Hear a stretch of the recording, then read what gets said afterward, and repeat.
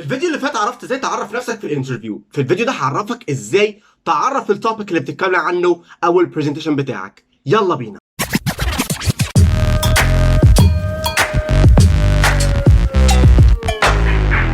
Today I'm here to talk to you about how to introduce the topic. ودي اول حاجة ممكن تستخدمها علشان تبدأ بيها البرزنتيشن بتاعك.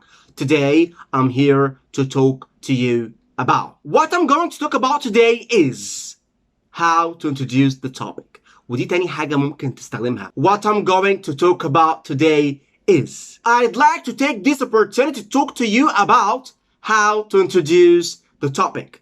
ودي تالت حاجة ممكن تستخدمها. I'd like to take this opportunity to talk to you about how to introduce the topic. I'm delighted to be here today to tell you how to introduce the topic. I want to make you a short presentation about. واقول الحاجة اللي انا عايز اتكلم عنها. I'd like to give you a brief breakdown of.